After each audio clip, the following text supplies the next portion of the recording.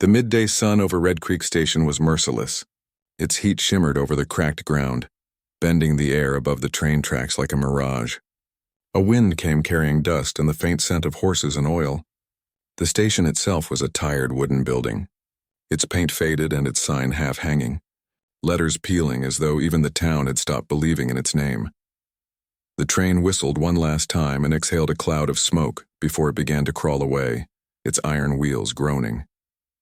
Among the handful of passengers who stepped down, one drew every silent eye, a woman in a pale dress that had once been fine, but now hung in tatters.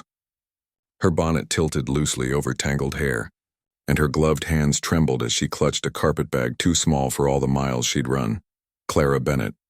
No one knew her name yet. Not the station master, not the women selling cornbread near the water trough, not the young boy chasing a stray dog, but every face turned her way sensed the same thing, that she was not merely tired. She was broken. She stepped off the platform as though each motion cost her. Her ankles wobbled. Her breath came in shallow bursts, and her eyes, gray as smoke, darted from shadow to shadow, as though the walls might have teeth. The station master offered a nod. "Ma'am, you need a carriage?" "There's one," but Clara didn't answer. She tried to speak, but her throat refused. Her lips moved soundlessly, and the next step she took seemed to drain the last of her will. She stumbled once, caught herself, then sank to her knees right there on the dusty planks. The townsfolk hesitated. That was the West. People helped, but they also kept their distance. You never knew what trouble another soul carried with them. Then she collapsed fully, her small body hitting the wooden boards with a thud that echoed louder than the departing train. For a long, terrible moment, no one moved. Then boots scraped. A tall man stepped out from where he'd been standing by the hitching post, his shadow falling long across the ground. He wasn't dressed like the others. His hat wide-brimmed, his shirt sun-bleached, his coat showing the wear of years on horseback. His jaw was rough with stubble, his skin bronzed by the frontier. Luke Harrison. He had come to town for salt, wire, and silence, things that didn't ask questions. But what he saw before him tore through that silence like a bullet. A woman bruised and trembling crumpled on the station floor, the hem of her dress stained red with dust and something darker. Without a word, Luke strode forward. "Miss?" His voice was low, rough-edged but gentle. "Can you hear me?" Clara's eyelids fluttered. She blinked up at the man kneeling beside her, seeing a shadow haloed by sunlight. For a heartbeat, she thought she'd reached heaven, and then the pain in her ribs told her otherwise. I'm sorry," she whispered, trying to sit up. "Please, I just need to rest." "Don't move," Luke said quietly, already removing his gloves. He glanced up at the small crowd. "Get Doc Hargreaves." No one moved until he snapped, "Now." The boy who'd been chasing the dog bolted toward the clinic at the end of the street. Luke lifted her carefully, his arms strong but cautious, as if afraid she might shatter. Her body was light, too light, and he felt the tremor in her frame. Bruises marked her wrists like rings. He didn't ask how they got there, not yet. He carried her inside the station's waiting room, setting her gently on a bench. Her carpetbag slipped from her grip, spilling a few meager items, a hairbrush, a small book of psalms, and a crumpled photograph of a man in a fine suit. Luke caught sight of the photo's torn edge and turned it face down. She looked up at him again, confusion clouding her eyes. "You shouldn't. Help me." He tilted his hat back. "Ma'am, that's not how we do things out here." Her gaze darted toward the platform, scanning the faces the road beyond as if expecting someone, or something, to appear. Then she slumped back against the bench, fighting for air. "He'll come for me." "He always does." Luke frowned. "Who?" But she didn't answer. When the doctor arrived, he ushered Luke aside and checked her pulse, her bruises, the split lip hidden under a smear of dirt. "She's been beaten, that's plain," Doc murmured, shaking his head. "Who'd do that to a lady?" Luke's jaw tightened. "Someone who doesn't deserve breath." They moved her to the clinic. The little building smelled of liniment and old wood. Luke waited outside, arms crossed, hat in hand, while the doctor worked.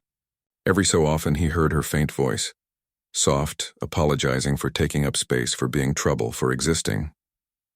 When the door finally opened, Doc Hargreaves looked older than he had an hour ago. "She'll live," he said. "But she's scared of something."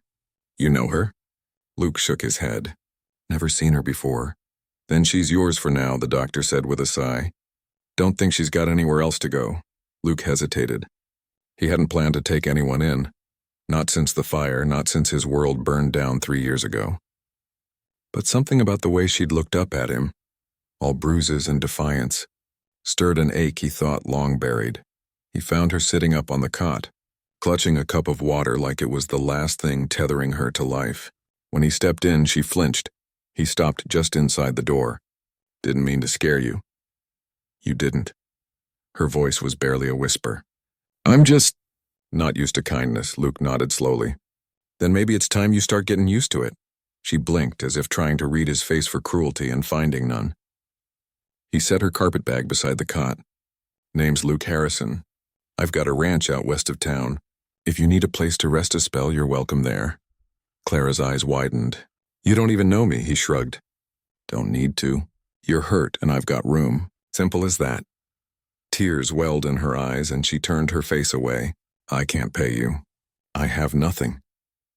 Luke looked at the bruises on her wrists again, then back at her trembling hands.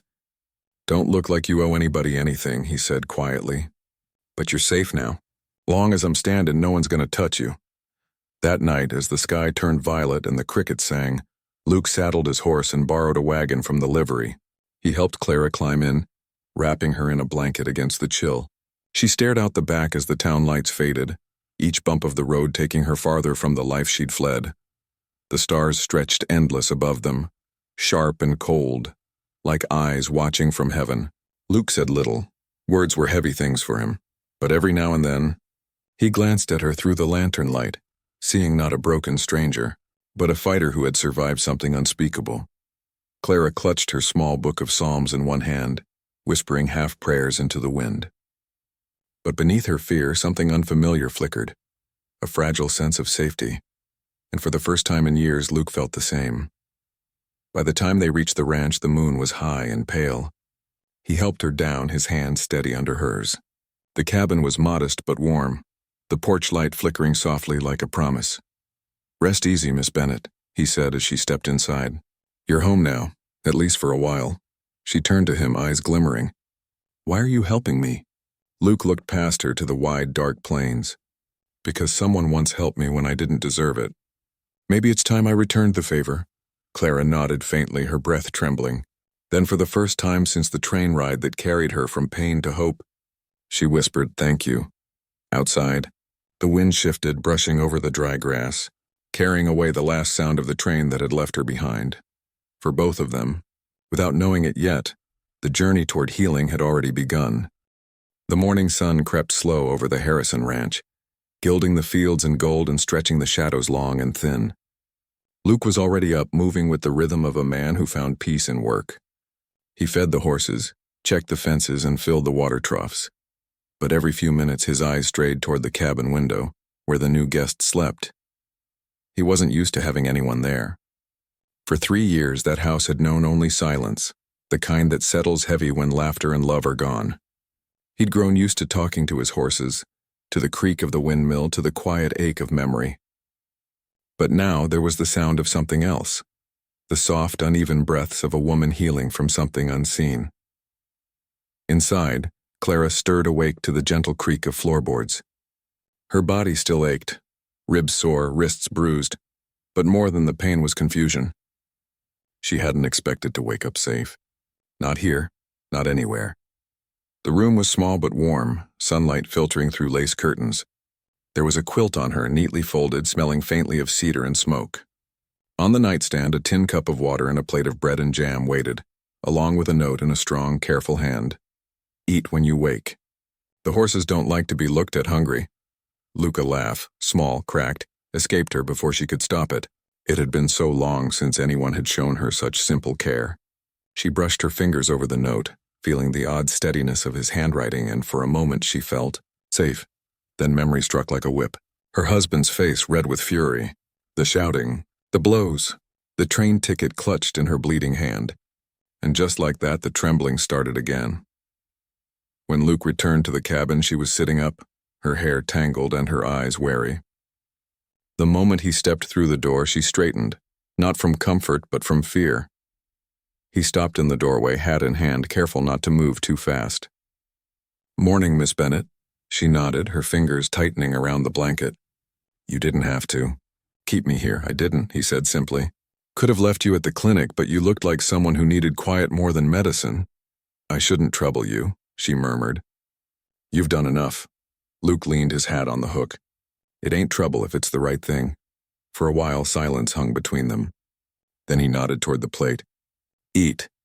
You'll need strength if you plan to stand longer than yesterday." She hesitated, then reached for the bread.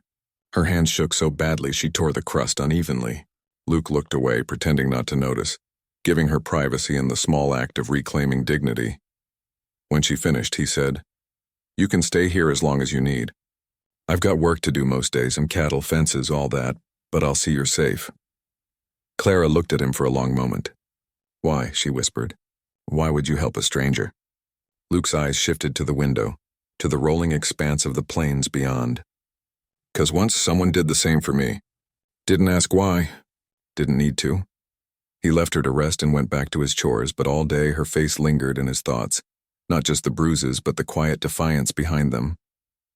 There was something in her eyes that reminded him of a wounded animal, scared but still fighting to breathe.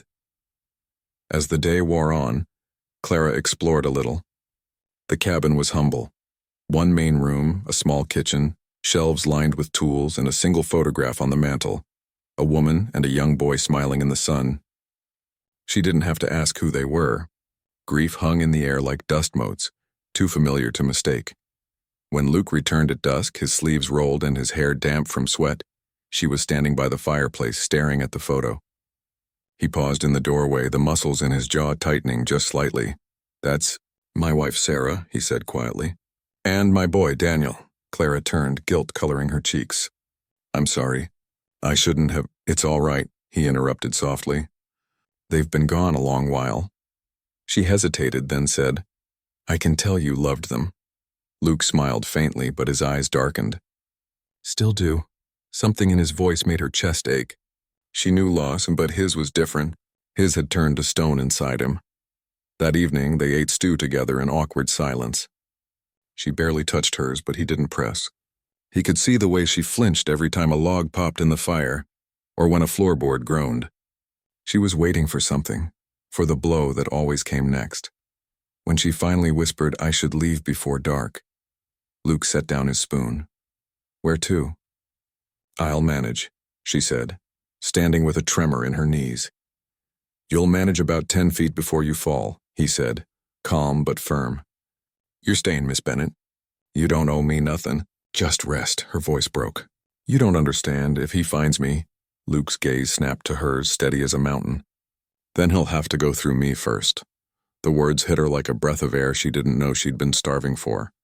She sat back down, tears spilling silent and sudden. Luke didn't move closer. He just nodded and stared into the fire, letting her cry. He knew better than to touch pain you couldn't fix. Outside, the wind began to howl, carrying the smell of rain. By the time the storm broke, she was asleep by the hearth, her head resting on the folded blanket. Luke watched the lightning flash across the window pane and thought of how strange fate could be. How one moment of mercy at a train station could bring a stranger into his life who made the ghosts inside him stir again. He rose quietly, placed another log on the fire, and draped his coat over her shoulders. She didn't stir, but her breathing deepened, steady and calm. For the first time in years, Luke felt a house alive again. The sound of another human being filling the emptiness that had become too familiar. He went out to the porch, the rain pelting his hat, and stared out over the soaked pasture. He thought of Sarah, of the day she died, of the promise he'd made to never open his heart again. And yet here he was, sheltering another lost soul. He wasn't sure if it was salvation or punishment, but for the first time he didn't mind not knowing. When he came back inside, the firelight painted Clara's face in soft gold. The bruises didn't look so dark now. The pain didn't seem so sharp. She looked peaceful, he whispered to no one in particular. "You're safe here, ma'am. Long as I'm breathing, you're safe." And in the flicker of that small, warm room, the cowboy who couldn't walk away began to remember what it meant to live, not just to survive. The next few days passed in a gentle rhythm. the kind that belonged to the land itself. Out on the Harrison Ranch, mornings began with the call of meadowlarks and the soft creak of the windmill turning in the breeze. Dew sparkled on the grass, and the world seemed reborn with every sunrise. To Clara, it all felt like stepping into another life. Each morning she'd wake to the smell of coffee and wood smoke drifting through the small cabin. Luke was always up before dawn, his boots already muddy, his hat tipped low. He moved about, his chores quietly, but every now and then she'd catch him glancing through the window to make sure she was still all right. He never said it, but his presence was a steady promise that she wasn't alone anymore. At first, Clara kept mostly to herself. She folded her few dresses, washed the dishes, and stayed inside, watching the horses graze from the porch. She didn't know how to repay Luke's generosity, and her old instincts whispered that kindness always came with a cost. But Luke never asked anything of her. He didn't pry, didn't question where she'd come from or what she'd run from. He just worked, sunrise to sunset, and spoke to her like an equal, not a burden. One morning she stepped outside while he was repairing the fence near the barn. The sky was a wash of pale blue, the air thick with the scent of rain about to fall. She hesitated before calling softly, "Mr. Harrison?" Luke looked up from his work, wiping sweat from his brow. "You can call me Luke," he said, voice even. "Everybody does." "Then you should call me Clara," she replied shyly, the name tasting strange and new when she said it aloud. He nodded once, eyes warm beneath the brim of his hat. "All right then, Miss Clara." She smiled faintly, a smile that looked like it hadn't been used in years. That day marked a quiet shift. From then on, she began helping him. Small things at first. She swept the porch, mended torn shirts, and later gathered eggs from the coop. Luke tried to stop her, saying she ought to rest, but she shook her head. "I need to do something," she insisted softly. "Sitting still feels dangerous." He didn't argue after that. He just handed her a pair of gloves and showed her how to feed the horses. The animals, sensing her fear, approached gently. A brown mare with a white blaze nuzzled her palm, and Clara gasped at the unexpected softness.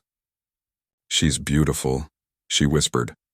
"That's Maybelle," Luke said, his voice carrying a rare note of fondness. "She's got more sense than most people I know." Clara laughed, startled by the sound of it. It was light, unsure, but real.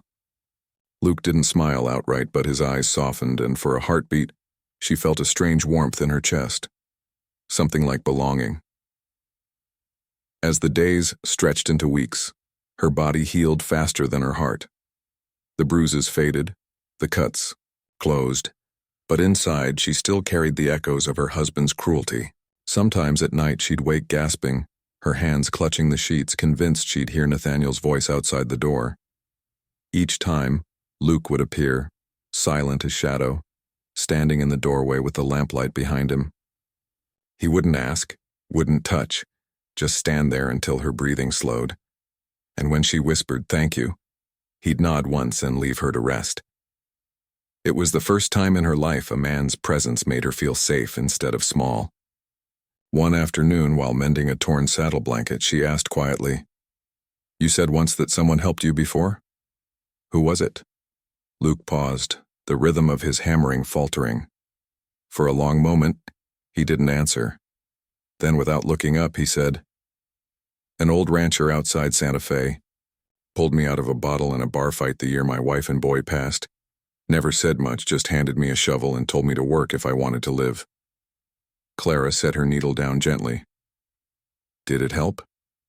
He looked up then, eyes meeting hers. "Didn't at first, but work's funny that way. Keeps your hands busy till your heart figures out what it's supposed to do." She thought about that all night, and the next morning, she asked him to teach her more of the ranch work. Not because she wanted to repay him, but because she wanted to feel alive again, so he taught her. How to saddle Maybelle. How to toss hay without losing half to the wind. How to patch a fence without tearing her hands to ribbons. She listened, learned, stumbled, and laughed. And each time she did something right, Luke would nod approvingly, a faint smile ghosting across his face. Once, when she tried to lead a stubborn calf and nearly got dragged into the mud, Luke rushed forward, steadying her by the waist. The touch was brief, his hand strong but careful, yet it sent a tremor through her heart.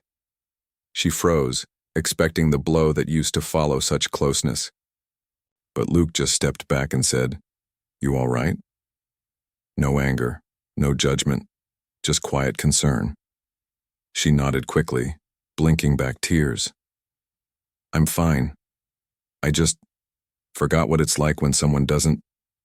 She stopped herself, voice trembling. Luke understood anyway. "You're safe here," he said again. Always that same promise, simple and solid as the ground beneath them. That evening, as they sat on the porch, a golden sunset spilling over the hills, Clara whispered, "I keep waiting for this to end, for it all to disappear." Luke leaned back, boots crossed, eyes fixed on the horizon. Maybe it ain't supposed to end, maybe it's supposed to be the start of something new. The silence that followed was soft, full of meaning. The wind brushed her hair, and for once, she didn't pull away. She just breathed, letting the peace sink deep into her bones. In town, rumors began to spread about the lady living at the Harrison place. But Luke didn't care. He'd faced worse gossip before. All that mattered was that Clara's color had returned. Her laughter had found its way back, and her eyes, once full of fear, now carried a spark of something braver. Then one afternoon, as she hung laundry in the yard, the mail rider came by, tipping his hat. "Letter for you, Mr. Harrison, from back east."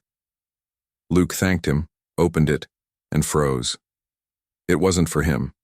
It was addressed to Clara Bennett, written in a hand that made her blood turn to ice. She saw it too. Her face went pale, the color draining away.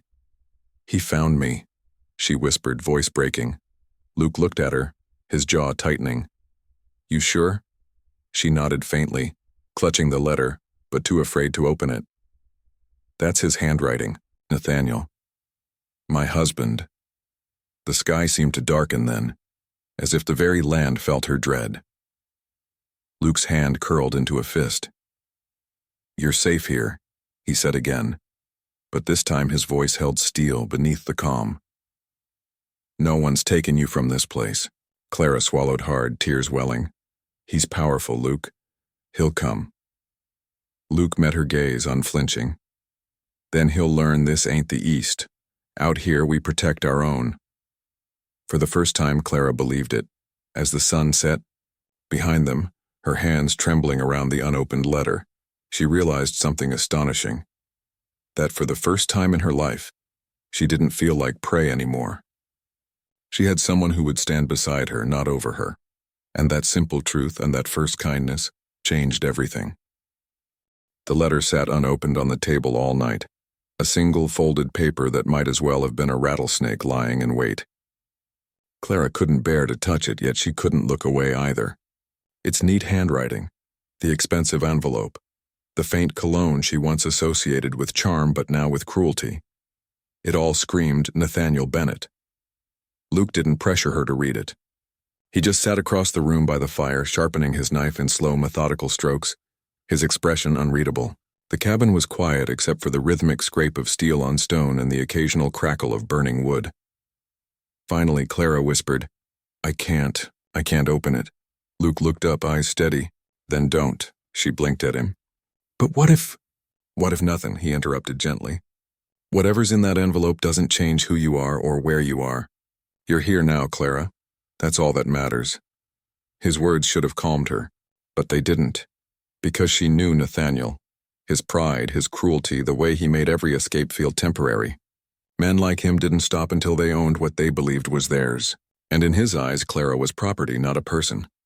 She turned toward the window. The land outside stretched endless and quiet, the grass swaying like an ocean beneath the dusk. For the first time, that openness felt frightening. What if Nathaniel found her? What if the East sent its reach across the plains? Luke noticed her trembling. He set down the knife and stood, crossing to her with the careful calm of a man who'd learned not to startle a frightened creature. "You're safe here," he said again, the same words he always said. But tonight they felt heavier, as if he was trying to convince himself too. That night, Clara couldn't sleep. The letter lay untouched, but its presence filled the room like smoke. She lay awake listening to the wind batter the cabin walls, her heart racing with every creak. At last she rose quietly and stepped outside. The moon hung high, silver and solemn. The ranch lay in silence, the barn dark, the horses resting. She wrapped a shawl tight around her shoulders and breathed in the cool night air. Trying to slow her thoughts, then she saw him, Luke, sitting on the porch steps, a rifle resting beside him, eyes fixed on the horizon. "You're up late," she said softly. He glanced over, offering a faint half-smile. Could say the same. She hesitated, then sat beside him. The boards creaked beneath their weight. For a long while neither spoke. The night stretched wide and still around them. Finally she said, "You don't have to guard the house because of me." Luke's jaw flexed slightly. "Maybe I don't, but it makes it easier to sleep." Clara looked at him, her eyes searching. "Why are you doing this?" "You could have sent me on my way days ago. I've brought nothing but trouble." He looked out toward the dark plains. "Maybe I'm just tired of seeing good people run from bad ones. World's full of folks like him, men who think fear's the same as respect." He turned to her then, voice low. "I used to be afraid too, Clara. Not of someone else and of myself. Of losing what little I had left." She frowned gently. "Your wife and son?" He nodded once, his throat tightening. "Stagecoach was hit by bandits. I should have been with them that day. Stayed behind 'cause the roof needed mending. Never forgave myself for choosing a hammer over my boy." Clara's breath caught. "Luke," she whispered, but words failed her. She wanted to reach for his hand, to offer comfort, but years of fear still chained her movements. He saw her hesitation and gave a small, sad smile. "You don't have to say anything, just you being here, it helps more than you know." She blinked, taken aback. "Me?" He nodded, eyes glinting in the moonlight. "You remind me there's still fight left in the world." A tear slipped down her cheek, unbidden and quiet. For the first time, she didn't wipe it away. The next morning, Clara finally opened the letter. Her hands shook as she unfolded it. The paper trembled like her breath. "My dearest Clara, I forgive you. You've been unwell running off like that. The train ticket you bought, I reimbursed the agent.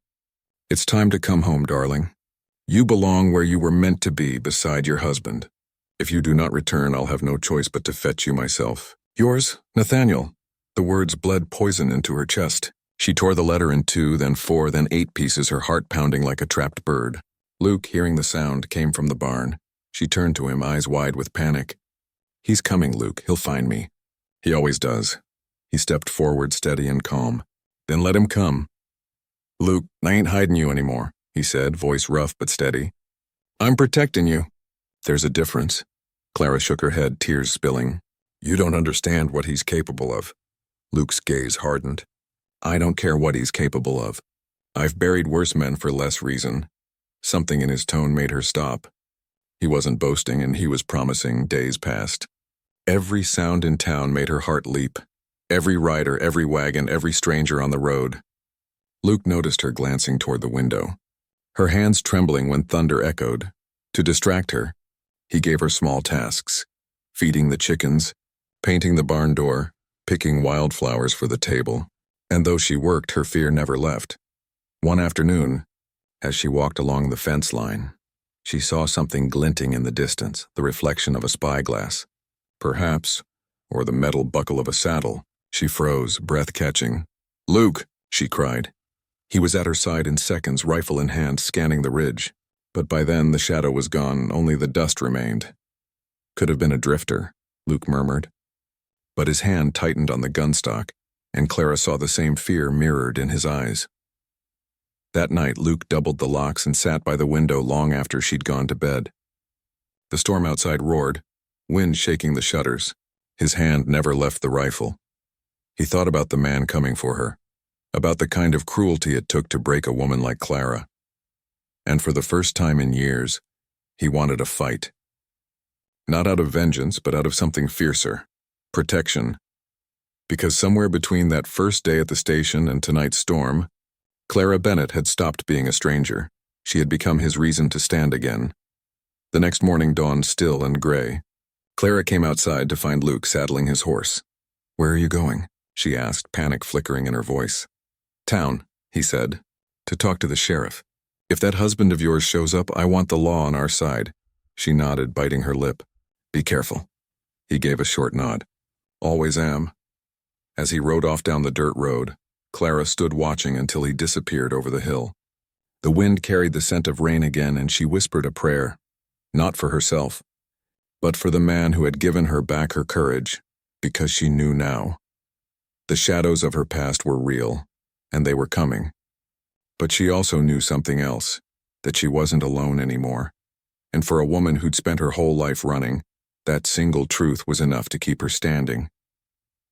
The next few days passed under a tense, restless peace. Clara could feel the storm coming, not in the air this time, but in Luke himself. He returned from town quiet, distant.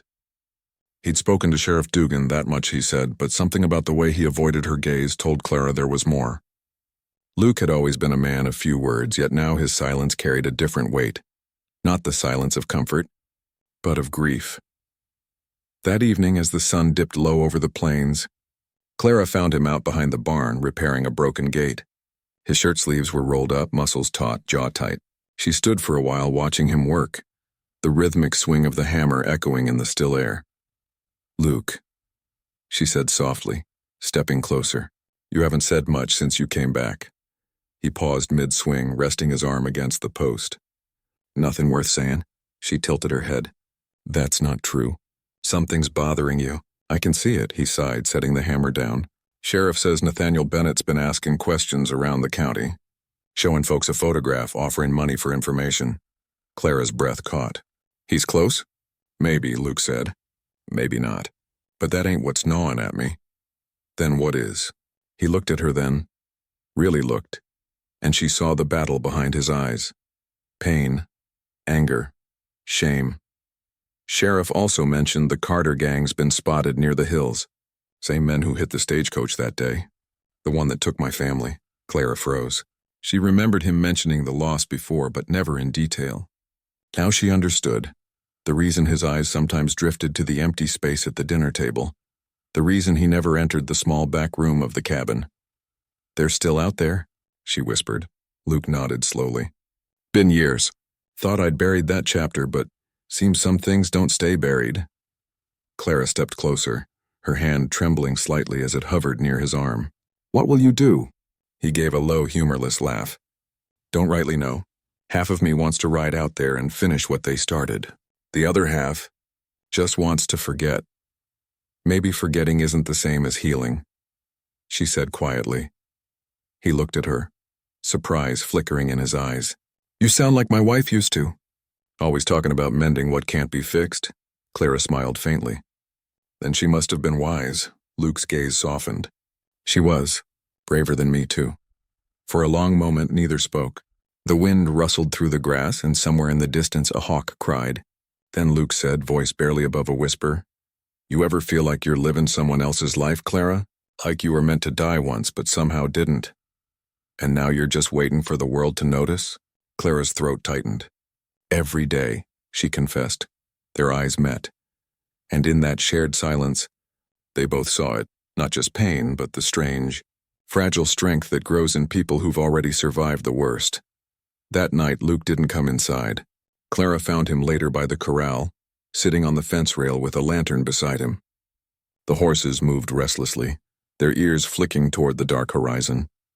"You should get some sleep," she said, wrapping her shawl tighter.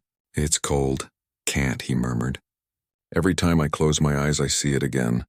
The wagon, the fire, the sound of my boy crying. I can't stop it." Clara's chest ached. She climbed up onto the rail beside him, their shoulders almost touching. "Tell me," she said gently. "Sometimes saying it out loud helps." He hesitated, then began, voice slow and rough. "We were moving west.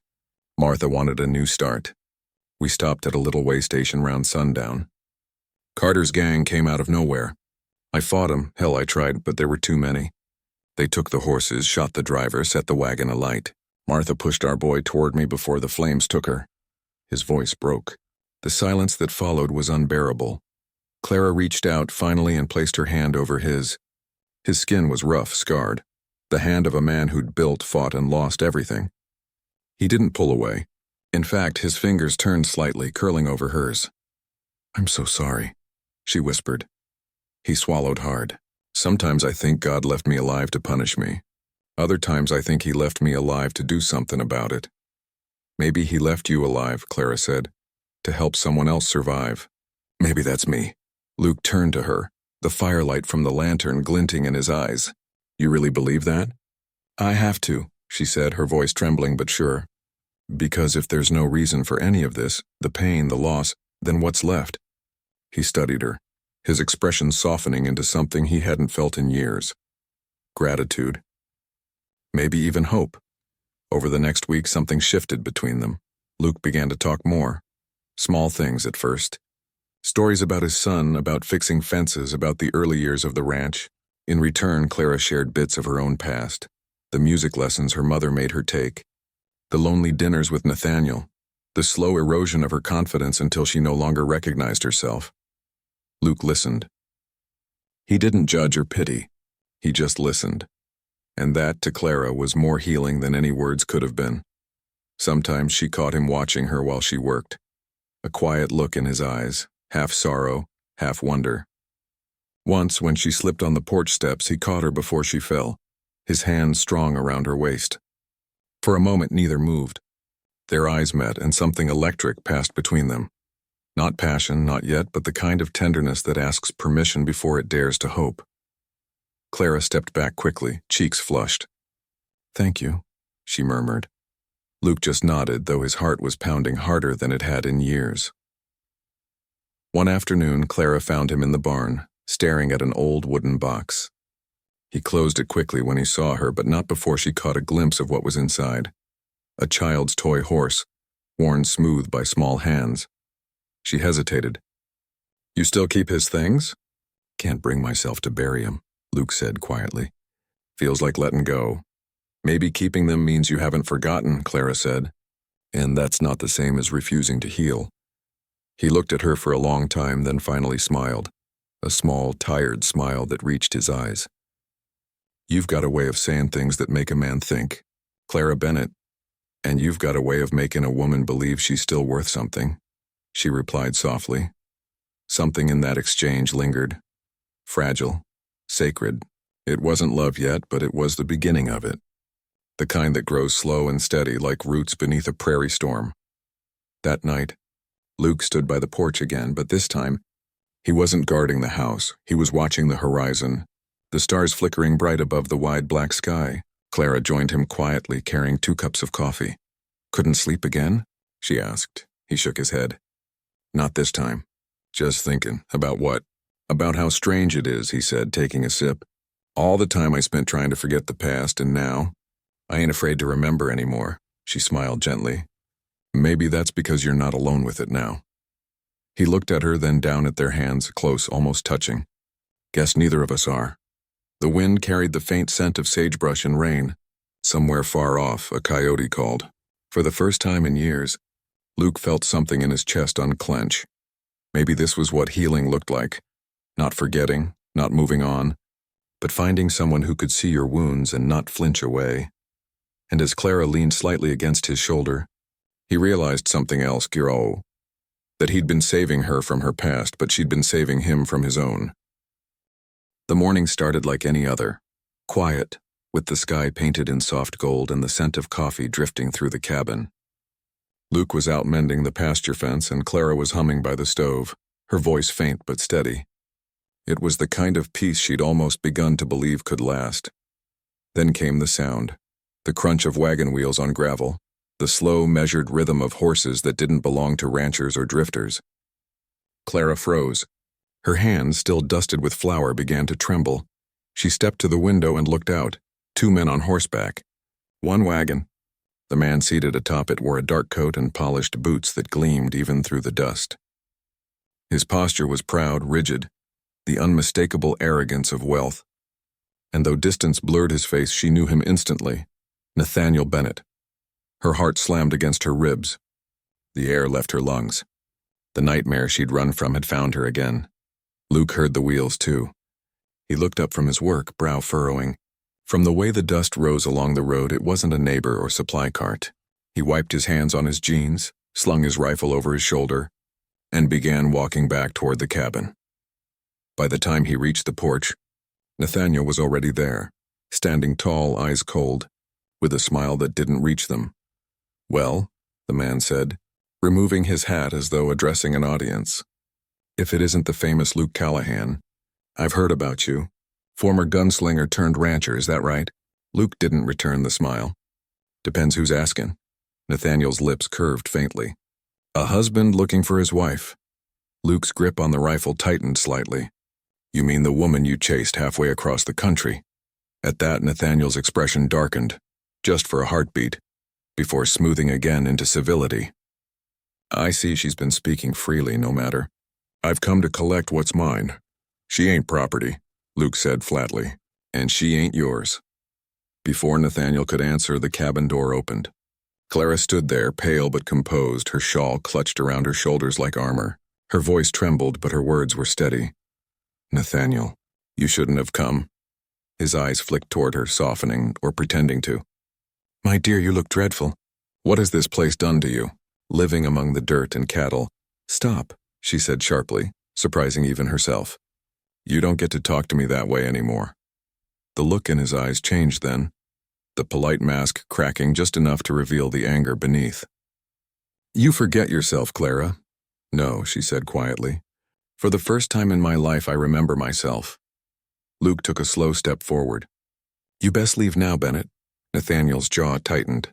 "I'm not leaving without her." "Then you'll leave in a box," Luke replied, voice low as thunder. The silence that followed was thick and dangerous. Nathaniel's hired man, a broad, scarred fellow with a revolver at his hip, shifted uneasily in the saddle. He could sense the kind of man Luke was, one who didn't bluff. Nathaniel straightened his coat, feigning calm. "I have the law on my side, Callahan. She's my wife. I can prove it.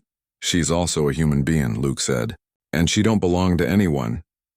Clara stepped down from the porch then, moving between them. "Luke, please," she whispered. "Don't," but Luke's eyes never left Nathaniel's. "You're trespassing on my land. You've got 10 seconds to turn that wagon around." Nathaniel looked from Luke to Clara, then smiled, a sharp, cold thing. "Very well. But I'm not finished, my dear. You can hide behind a cowboy for now, but this fantasy will end. You'll come back to me eventually. You always do." He tipped his hat, climbed back onto the wagon, and turned his horses toward town. Dust rose behind him like smoke. Only when he was gone did Clara collapse. Luke caught her before she hit the ground. Her body shook, her breath shallow. He carried her inside, laid her on the bed, and sat beside her, one hand still on her trembling shoulder. "He's gone," Luke murmured. "You're safe." She shook her head. "No, Luke, you don't know him. He'll twist the law. He'll use his money, his name. He'll never stop until he's destroyed everything good that I've found." Luke looked down at her, at the fear in her eyes, the way she clung to his sleeve like it was her only lifeline. His heart ached. "Then we fight." "Fight?" she whispered. He nodded. "You ran long enough, Clara. Now we stand." That evening he rode into town alone. The streets were quiet, the saloon lanterns flickering gold through the dust. Luke found Sheriff Dugan by the post office, leaning against the railing with a pipe between his teeth. "Heard Bennett's been poking around again," the sheriff said before Luke even spoke. "Guessing you've already made his acquaintance." Luke nodded. "He's here. Wants to take her," Dugan sighed. "He's got papers. Marriage certificate, proof of ownership on the land he's claiming she stole money from. It'll be hard to stop him legal-like. Then I'll stop him another way." The sheriff looked up sharply. "Luke, I ain't talking about drawing iron unless he makes me," Luke said. "But I ain't letting that man drag her back east. Not while she's still breathing." Dugan studied him for a long moment. "You care for her, don't you?" Luke didn't answer, but his silence said enough. Back at the ranch, Clara sat by the window, watching the horizon fade into night. The lamp beside her flickered weakly, throwing her shadow against the wall. Her thoughts spiraled. Memories of bruises hidden beneath silk sleeves, words spoken softly but sharp as knives, the endless apologies that followed every act of cruelty. But then she thought of Luke, his steadiness, his quiet strength. The way he looked at her not like a possession, but like a person. And for the first time in years, the fear inside her began to harden into resolve. When Luke returned, she was waiting for him on the porch. "I don't want to run anymore," she said before he could even dismount. "If he comes again, I'll face him. I'll tell the truth." Luke nodded slowly. "Then you ain't facing him alone." She looked at him, really looked, at the man who had become her anchor, her shield, her unexpected salvation. "Why are you doing all this for me?" she asked softly. He stepped closer, brushing a strand of hair from her face. "Because no one should have to fight the dark alone." The wind picked up, sweeping through the grass, carrying the scent of rain again, the kind that promised both danger and renewal. And as thunder rolled far in the distance, both of them knew it wasn't just a storm that was coming. It was the reckoning. That night, Clara couldn't sleep. She stood by the window, staring into the dark, and for the first time she didn't feel like the same woman who had collapsed at the train station. The fear was still there, yes, but beneath it something stronger had taken root. Courage. And love. The morning air was thick with tension. Even before the dust clouds appeared on the horizon, Luke felt it in his bones. That uneasy stillness the prairie gets before trouble rides in. He was fixing the corral gate when the first sound reached him. Hooves. Too many for a friendly visit? He straightened, shading his eyes, and saw them. 6 riders moving fast. At the front rode Nathaniel Bennett, his fine clothes exchanged for a dark trail coat and a cold, furious expression. Clara came out onto the porch, one hand gripping the rail. The color drained from her face. "Luke," she whispered. "I see him," he said, voice low, calm, deadly. He walked toward the barn, retrieved his rifle, and checked the chamber. His movements were quiet, steady, the kind of steadiness that only comes to men who have faced death before and no longer fear it. The riders drew closer, dust swirling around them like smoke. Nathaniel dismounted first, boots crunching against the earth, his gaze fixed on Luke with a burning hatred that no words could disguise. "I warned you," Nathaniel said, his voice smooth but shaking with fury. "I gave you a chance to do this the civilized way." Luke leaned his rifle against his shoulder. "You call threatening a woman civilized?" Nathaniel's jaw clenched. "She's my wife. You've been harboring her against the law. She came here on her own. You're the one breaking it by coming with guns." Nathaniel gave a small, cold smile. "Law is written by men with money. I've got plenty of both." The other men behind him laughed, the kind of laughter that had no joy, only cruelty. They looked like hired guns, not ranch hands. Luke's eyes narrowed. He recognized 2 of them. Men from the Carter gang, outlaws who'd vanished years ago after the stagecoach attack. His heart went cold. So that was it. Nathaniel hadn't just brought threats. He'd brought the ghosts of Luke's own nightmare. Clara stepped down from the porch, trembling but standing tall. "Nathaniel, please," she said. "Stop this. You don't have to do this." He turned toward her, eyes glinting. "On the contrary, my dear, I do. You humiliated me, ran away from me, made me a laughingstock among my peers. I can't let that stand." "This isn't about pride," she said, voice breaking. "It's about control." "You don't love me. You never did." Nathaniel's face hardened. "Love?" He spat the word like poison. "You don't even understand what that means." Luke took a step forward, rifle lowering slightly but his tone cutting like a blade. "Funny thing, Bennett. Looks to me like she's the only one here who does." Nathaniel's hand twitched toward his holster. Luke's finger brushed the trigger. The world held its breath. Then, like lightning splitting the sky, chaos erupted. The first shot came from one of the Carter men. It missed Luke by inches, kicking up dust at his boots. Luke dropped behind the water trough, returned fire, and hit one man clean in the shoulder, spinning him backward into the dirt. "Get inside." He shouted to Clara, but she didn't move. She stood frozen, eyes wide, until a bullet shattered the porch post beside her, spraying splinters across her face. That broke the spell. She ran for cover inside the cabin as Luke fired again, hitting another gunman in the leg. The air filled with gun smoke and the sharp crack of bullets. Horses screamed, dust swirled, and the once peaceful ranch became a battlefield. Nathaniel shouted, "Don't kill her! I want her alive!" But his men were reckless, desperate, and that made them dangerous. Luke rolled from cover to cover, firing with deadly precision. Years of practice returned like muscle memory, his focus razor sharp. Every time he pulled the trigger, he thought of his family, of the stagecoach, the fire, the screaming, and of Clara, trembling behind those cabin walls. He wasn't just fighting for her. He was fighting for redemption. Inside, Clara crouched behind the bed, heart hammering. She could hear every gunshot, every yell, every thud. Fear tried to choke her. That same paralyzing terror that had ruled her life for years. But not this time. Not anymore. She crawled to the cupboard and pulled out the revolver Luke kept there, an old Colt with a worn handle. Her hands shook as she checked the bullets, just as he'd shown her. Then, hearing a window shatter behind her, she turned and saw one of the Carter men climbing through, grinning, gun in hand. Clara raised the revolver. Her voice was shaking but firm. "Get out," the man sneered. "Drop it, sweetheart," or the shot echoed before he could finish. He collapsed to the floor, dead before he hit the boards. Clara stared at the smoking gun in her hand, her breath coming in ragged bursts. She'd done it. She'd fought back. Outside, only 3 men were left standing. Nathaniel, red-faced with fury, yelled, "You think you can take me, Callahan? You're nothing but a washed-up rancher with a death wish." Luke ducked behind a post, chambered another round, and called back, "Then you best start granting wishes, Bennett." They exchanged shots, 2 men from different worlds bound by one woman's freedom. Nathaniel's shot grazed Luke's arm, blood darkening his sleeve. Luke ignored it, aimed steady, and fired. Nathaniel's hat flew off as the bullet tore through the brim. He stumbled, cursing, and ducked behind the wagon. The last of his men, the second Carter brother, and took a shot at Luke's back. Clara, watching from the cabin doorway, saw it first. "Luke! Behind you!" He spun, fired instinctively, and the outlaw fell. Then it was just the 2 of them. Luke and Nathaniel. Dust. Smoke. Silence. They faced each other across the yard. 2 lives, 2 pasts, and 1 inevitable ending. "You took everything from me." Nathaniel snarled. "My reputation, my wife." "I didn't take nothing," Luke said quietly. "You threw it away the first time you raised your hand to her." Nathaniel's eyes blazed. "You think you can take her from me?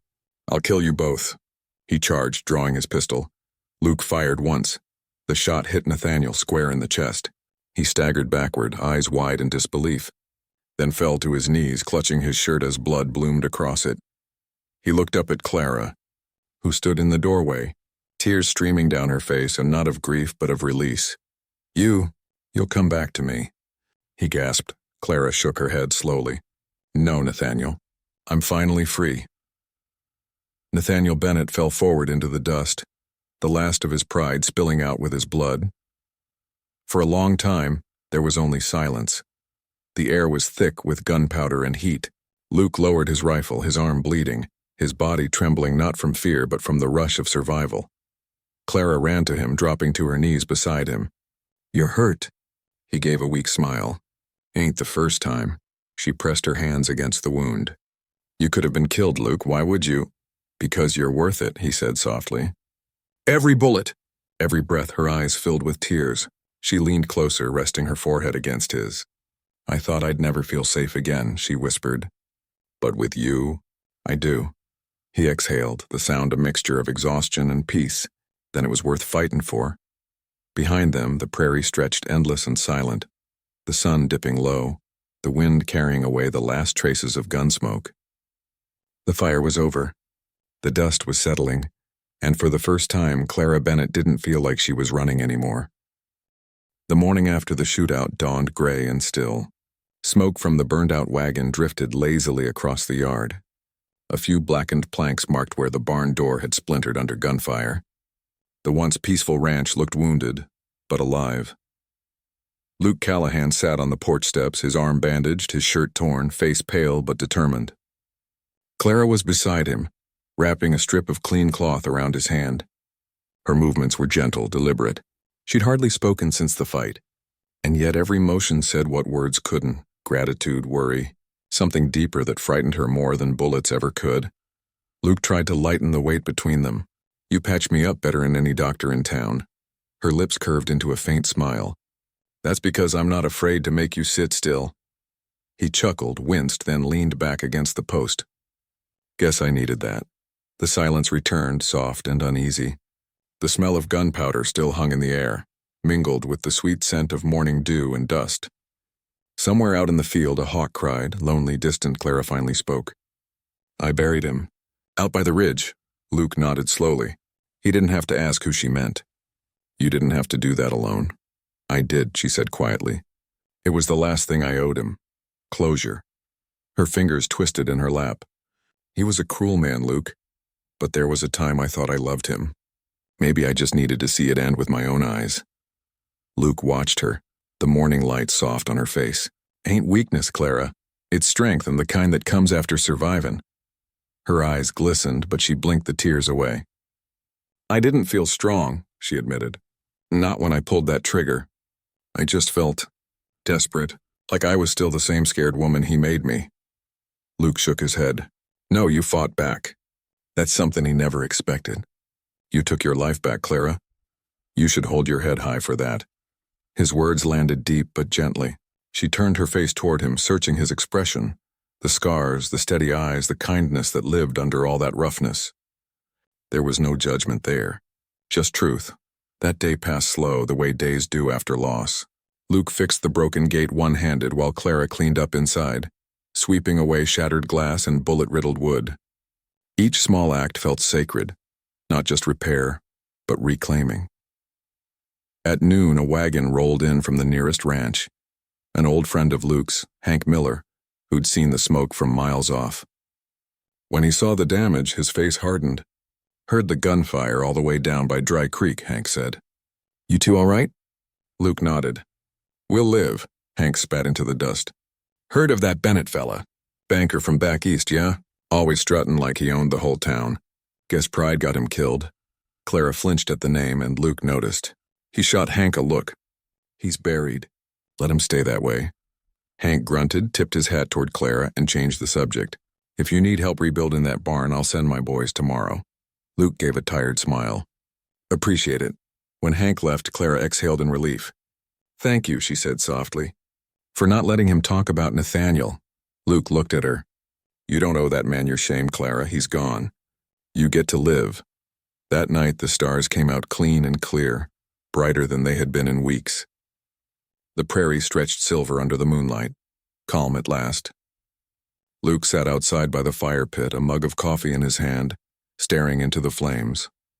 Clara joined him quietly, wrapping a shawl around her shoulders. You should rest, she said. Your arm needs it. Can't sleep much, he said. Too many ghosts whispering tonight. She sat down beside him. Mine too. The fire crackled, the silence heavy but comforting. Luke glanced at her, the firelight catching her hair, painting it gold. You know, he said after a moment. You could leave now. Start fresh somewhere else. Nobody'd blame you. She looked at him sharply. You want me to go? He shook his head. Ain't about what I want. It's about what's right for you. She turned back to the fire, thinking, I've been running for so long, Luke, every mile, every town. I thought I was chasing safety. But maybe I was just chasing a place where I didn't have to be afraid anymore. She glanced at him, and for the first time I don't want to run. Luke's throat tightened. He said nothing for a moment, just looked into the fire, letting her words sink in. Then he said quietly, You could stay here. Plenty of work, plenty of quiet. Ain't much, but it's yours if you want it. Clara smiled, a small, tremulous smile that felt like sunrise. Then I'll stay. For now. Days turned into weeks. The ranch healed slowly. New boards went up, fields were tended, and life returned to the land.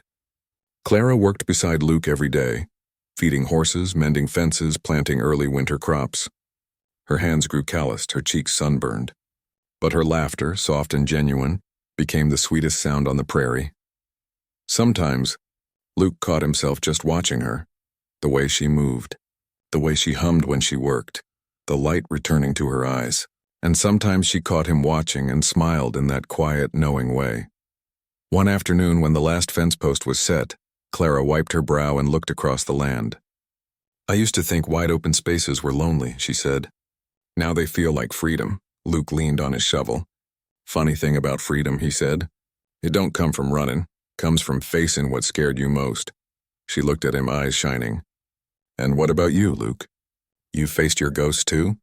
He hesitated, then nodded slowly. Used to think my life ended the day I lost my family, but now, Maybe it was just waiting for a reason to start again. Their eyes met, and in that moment, the unspoken truth passed between them like wind through wheat. Fragile, real, undeniable. That night, rain came, soft and cleansing.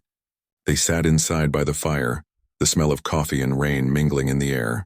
Luke strummed his old guitar, the notes low and tender. Clara listened, her head resting on her knees. "That song," she murmured. "It's beautiful. Old trail tune," he said. "My pa used to play it when Ma couldn't sleep." She smiled. "Sounds like home." He looked at her. "You got a home now, Clara." Her eyes met his, tears glistening in the firelight. "I know," she whispered. "And I'm not afraid anymore." The storm outside deepened. Thunder rolling across the plains, but inside, everything felt safe, warm, alive. Luke set the guitar aside, watching her as if seeing her for the first time. Not as the broken woman he'd rescued, but as the strong, luminous soul she'd become. He reached across the table, took her hand gently. "You're stronger than any woman I ever met," he said. "Don't ever forget that." She squeezed his hand back. "And you're gentler than any man I ever thought I'd find." The fire cracked. The world seemed to stop for a moment. Just them, the rain, and the steady rhythm of two hearts learning how to beat again. Outside, the prairie drank deep of the rain, washing away the blood, the pain, the memories of fire and fear. Inside, love was quietly taking root. The morning light broke clear and golden over the Callahan ranch. The rain from the night before had washed everything clean. The earth smelled rich, the air crisp, and the scars of battle had begun to fade beneath the new bloom of grass. Clara stood by the fence, hair loose in the breeze, her skirts fluttering softly. In one hand she held a bucket of feed, in the other a folded letter. The handwriting on it was careful, proper, a remnant of the life she'd left behind. She didn't open it. She didn't have to. She knew what it said, her husband's estate being settled, her name cleared, her past closed by signatures and seals. But even knowing that, her heart still trembled at the sight of that paper. Luke came up behind her, limping slightly, his arm still bound in a sling, but healing well. "That the letter you got from town?" She nodded. "From the lawyer. It's over, officially." She hesitated, looking down at it. "I should feel free, shouldn't I?" He leaned against the post beside her. "Freedom's strange like that. Sometimes it feels lighter, sometimes it don't feel real at all." She smiled faintly. "You always say the right thing," he chuckled. "Nah, just been around long enough to know when words don't fix much." Clara looked out toward the horizon where the prairie met the sky, that endless sweep of gold and blue. "I don't know what to do now," she said. "For years my life was about surviving him. Now I don't know what living means." Luke's gaze softened. "Maybe that's something you don't figure out. Maybe it's something you build." That evening, Clara baked bread for the first time since she'd come to the ranch. The scent filled the cabin, warm and comforting. Luke sat at the table, trying not to stare as she moved about, humming softly. Flour dusting her cheeks, her hair tied up loosely. It was ordinary, peaceful. And yet, for Luke, it felt sacred. He caught himself smiling. She noticed. "What?" she asked, glancing over her shoulder. "Just nice to see this place feel like home again," he said. She blushed, but her smile didn't fade. "You made it that way." "Nah," he murmured. "You did." Their eyes met for a heartbeat too long before she turned back to the stove, cheeks flushed. Outside, a coyote howled somewhere in the hills. Inside, silence stretched between them. Not heavy this time, but full of something alive and unnamed. 2 weeks later, a rider appeared on the horizon. Luke spotted him first, a tall man in a tan duster, hat pulled low, a silver star gleaming on his vest. The sight made Luke's stomach twist. A lawman. Clara came out of the barn, wiping her hands. "Who is it?" "Marshal Graves," Luke said quietly. "Out of Red River," she frowned. "You know him?" He nodded. "Knew him. Long time ago." As the marshal dismounted, the tension thickened. "Luke Callahan," he said in a voice that carried authority and memory. "Heard your name come up again. Figured I'd see if the stories were true." Luke met his gaze evenly. "Depends which stories you've been hearing." Graves looked past him, at Clara standing near the porch. "Heard about a shootout here." "Banker dead. You kill him?" Luke's jaw tightened. "He came here gunning for her. Had outlaws riding with him. I did what I had to." Graves studied him for a long moment. You always did what you had to, Callahan. Even when it got bloody. Clara stepped forward, voice steady. He saved my life. That man was my husband. He tried to take me back by force. Luke stopped him. If not for him, I'd be dead. The marshal nodded slowly. Heard similar from the folks in town. Then with a small sigh, he added, Wasn't sure till I saw your face. You've changed, Luke. Used to be the meanest tracker west of the river. Now you look like a man who'd rather plant than fight. Luke gave a tired smile. Maybe that's what happened when you get tired of burying people. The marshal studied him again, then tipped his hat. Far as I'm concerned, this is self-defense. Town don't need more graves over one man's pride. Just keep your head down, Callahan. You earned some peace and don't waste it. He turned, mounted up and rode off, dust trailing behind him. When he was gone, Clara looked at Luke. You never told me you were a tracker. Luke shrugged, uncomfortable. Used to work for the territorial marshal's office. Hunted men who didn't want to be found. Got good at it. Too good. And then? She asked softly. He stared out toward the setting sun. Then I found a stagecoach full of bodies. My wife, my boy. Wrong place, wrong time. After that, I stopped hunting men. Figured I'd done enough damage for one life. Clara reached for his hand. Hesitant at first, then sure. You didn't do that, Luke. You can't carry that forever. His voice was rough. Ain't that easy? Maybe not, she said. But you've carried enough pain for both of us. It's time we start carrying something else. He looked at her, eyes searching. Like what? Her hand tightened around his. Each other. That night, the wind blew hard across the plains, rattling the shutters, whispering through the chimney. But inside there was warmth, firelight, quiet laughter, and the soft hum of peace beginning to grow roots. Luke fixed the leak in the roof while Clara mended his old coat. When she finished, she brought it over, held it up proudly. There, she said. Good as new, he grinned. You always fixing what's broke, huh? She smiled. Only the things worth keeping. Their eyes met, and this time neither looked away. The moment stretched, heavy with all they hadn't said since the night of the gunfight. Luke reached out, fingers brushing a strand of hair from her face. She didn't move. Clara, he murmured. You sure you want to stay here with me? She looked up, her eyes shimmering in the firelight. I've never been sure of anything in my life. For a long time, neither spoke. The fire popped, the clock ticked, and outside the wind sang through the prairie grass. Then she leaned forward, slow, certain, and kissed him. It wasn't the desperate kiss of two people escaping death. It was gentle, steady, the kiss of two souls who had finally found rest in each other. When they parted, Luke pressed his forehead against hers. Guess my heart just learned to stay, he whispered. She smiled, eyes glistening. And mine learned to begin. In the days that followed, the ranch truly came alive. Calves were born, fences were mended, flowers bloomed wild across the ridge where Nathaniel's grave lay hidden beneath the grass. Sometimes Clara would stand there, silent, looking not with grief but with peace. Luke would come up beside her, never asking what she was thinking, because he already knew. Pain leaves its mark, but it doesn't own the soul forever. And for the first time in years, both of them knew what it meant to stay. Spring came early that year. The snow melted fast and the prairie burst into green.